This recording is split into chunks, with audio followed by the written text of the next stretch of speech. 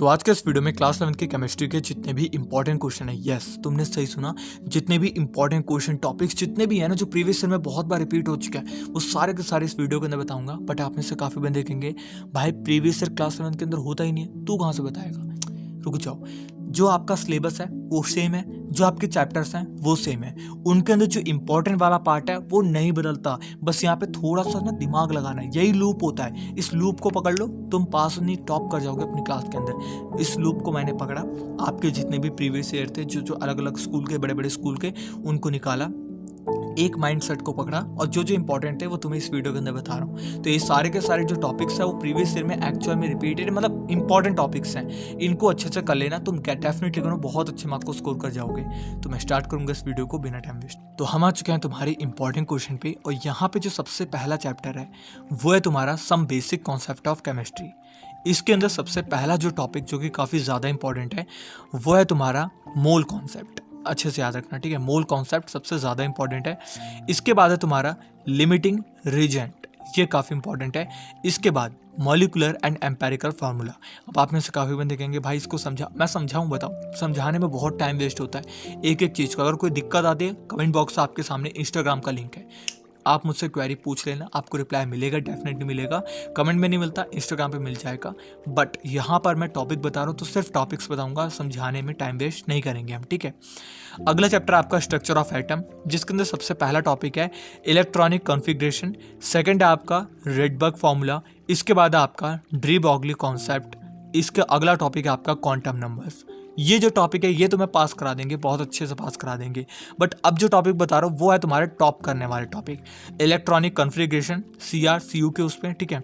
Orbit and orbital बहुत अच्छे से कर लेना। बोर एटॉमिक नंबर, ये भी तुम्हारा काफ़ी ज़्यादा इंपॉर्टेंट है, इसको भी जो है वो अच्छे से कर लेना, ठीक है।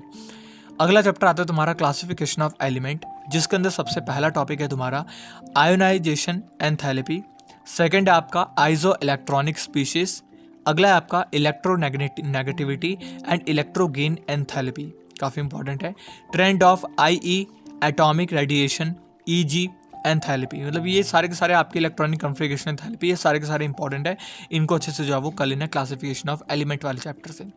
अगला चैप्टर आपका chemical bond and molecular structure. इसके अंदर सबसे पहला टॉपिक आता है वेसेसर थ्योरी एंड हाइब्रिडाइजेशन, बहुत इंपॉर्टेंट है। अगला तुम्हारा molecular orbital theory, Lewis structure, बहुत इंपॉर्टेंट है।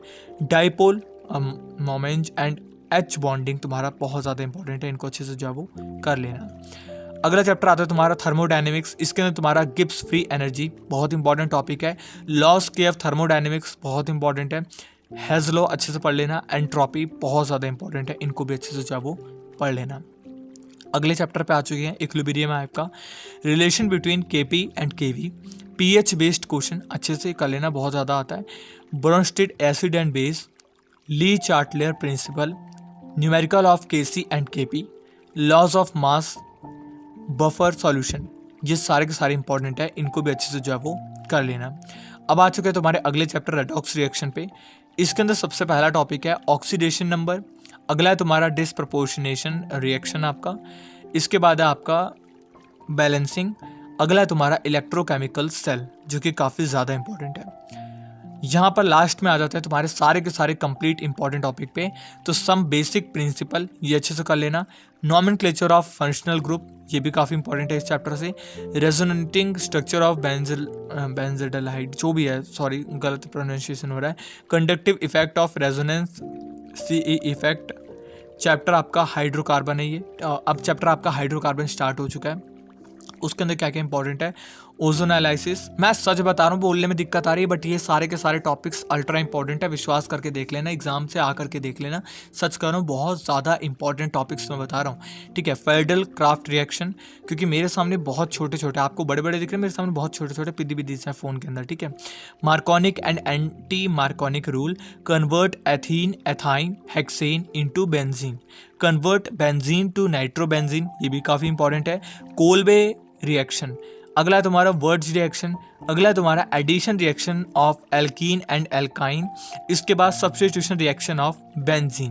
तो ये थे तुम्हारे सारे के सारे इंपॉर्टेंट अब यहाँ पे सारा का सारा जो केमिस्ट्री का था वो सारा का सारा कंप्लीट होता है क्लास 11th का। मैंने फिजिक्स के ऊपर बना रखी है, बायो के ऊपर बना रखी है, मैथ के ऊपर बना रखी है। नहीं देखी जा करके देखो, इंग्लिश और फिजिकल एजुकेशन सब चीज़ की डली हुई है, तो चैनल पे जा करके देख सकते हो आप लोग, नहीं तो प्लेलिस्ट